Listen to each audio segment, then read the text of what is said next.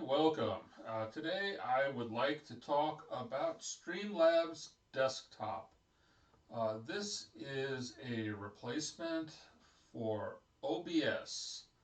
I've been using OBS for quite a while to record these webcasts and or my vlogs, and I've I've gotten a new Mac Mini recently, and so I've been trying to improve how my Logitech devices are working with it, and I've discovered this Streamlabs desktop. Uh, so I just installed it. I just set up some scenes here. So I have the scene, which is just me, and then here's the desktop, and here's one that's a desktop with me down here in the corner. Uh, so these are pretty easy to set up. You just hit the plus sign here and set up a new scene. Oh, by the way, when I installed this, it asked me if I wanted to do streaming or recording. Uh, I got this from the Logitech website. So if you're interested, I don't know if this runs on Linux, but it runs on macOS and it runs on Windows. If you're interested, just go over to the Logitech website and download the Streamlabs desktop. And once you do, if you set it up like me just for recording, you'll get a kind of a blank. This won't be filled out. You'll have the only source here will be, I think it'll show video, but I'll show you how to do sources anyway. So let's add a scene here. We'll call it new scene, or we can rename it test scene.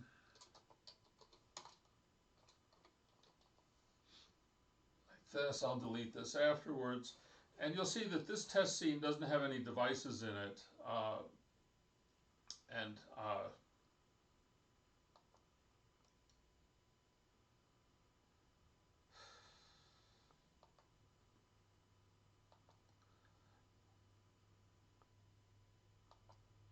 okay, so I don't know what happened there.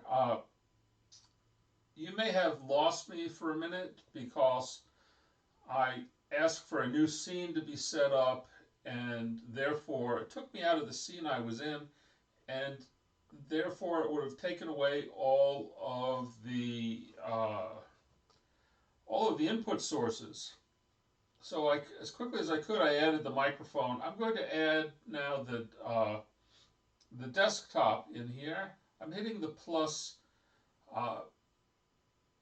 symbol here, and I'm going to choose, where is it here? Display capture. I'm going to add that source. And you'll see that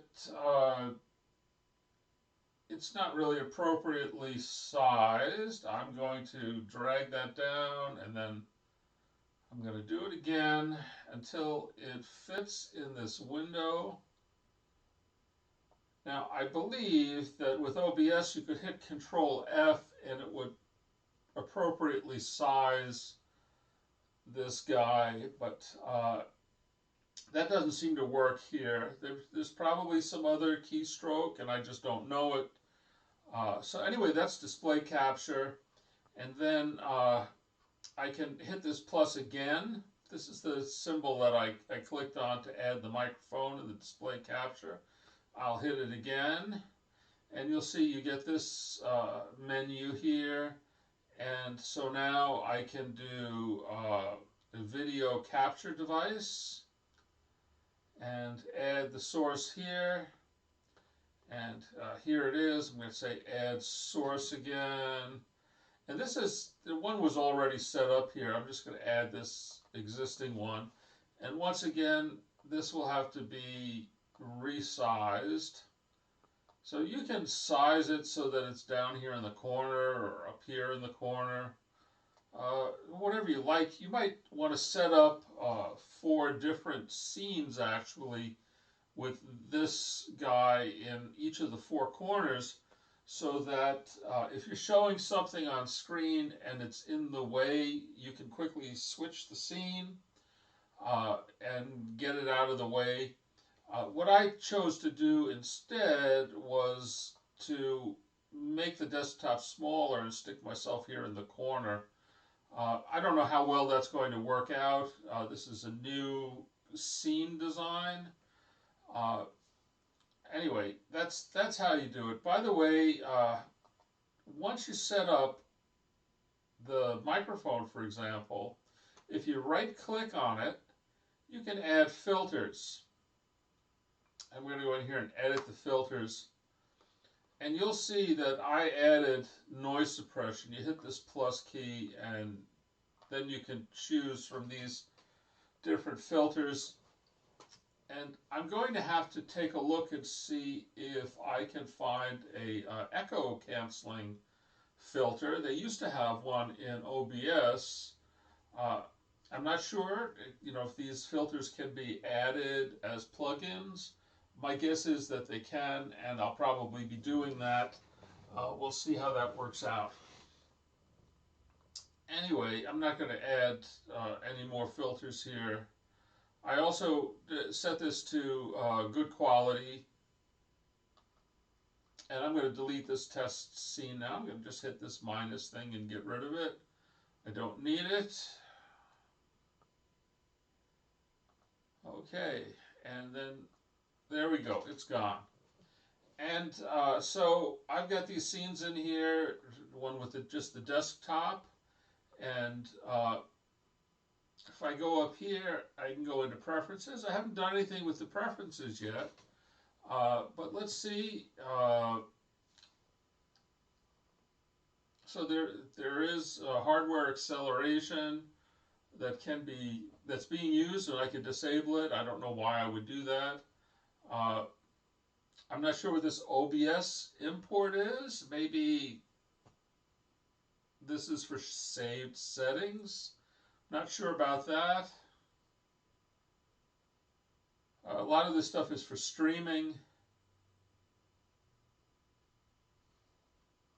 So we've got Snap on here. Yeah, I don't need any of this stuff. This is for what encoder to use, where to save it, what format, etc. I don't need to change any of that.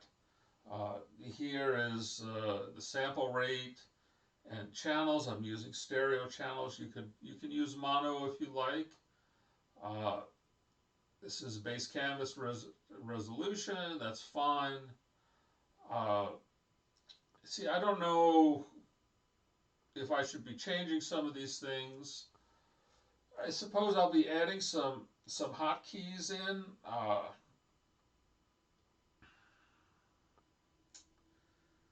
Would be nice if there were some scene switching. I think this probably will just, yeah, here's just me, desktop with me. So I should be able to add some keystrokes for these so that I can move around quickly while recording. That's probably pretty good. What's under advanced here? Not sure what to do with that.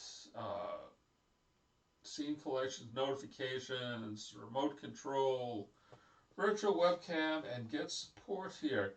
Anyway, this is how you get into the preferences. I don't think I'm going to need to change any of those. Then over here, this is the recording screen. This one here is for, I'm not really sure what one does with this. Is this for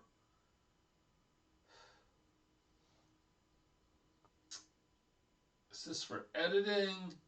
It seems to be the scene selector. This may be something like what a television studio would have. For example, there's an audio mixer that one can access, which would, I guess, go here. Not sure how this would be used. My guess is you'd want a second monitor you would not record this, and you would use it to have different kinds of controls. Uh, this one here, why aren't we switching? Well, this will switch back. Let's see, what is this then? I'm not sure what this is either. This may be the live uh, representation of what we chose here. So, for example, this has got 1 on the top, 3 on the bottom. Here's another style here. Let's go back up to here and then down to here. And this looks exactly the same. So I'm not really sure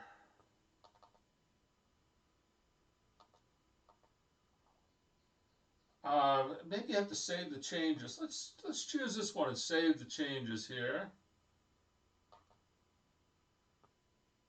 Yeah, and now it's given us a different interface, and I'm really not sure what to do with this.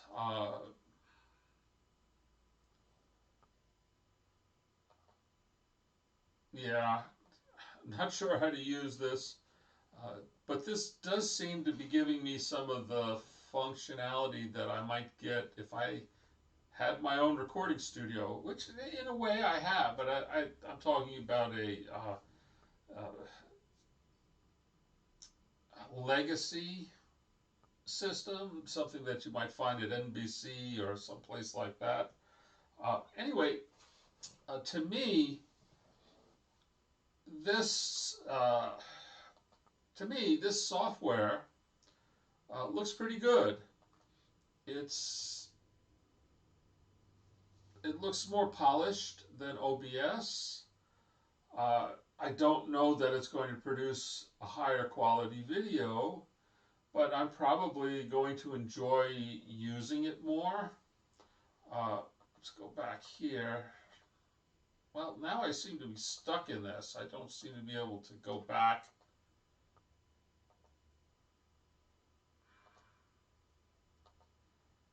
Yeah, I don't seem to be able to get the full screen experience anymore. What if I click on this?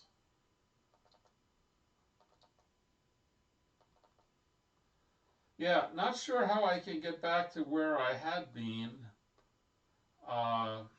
which was here.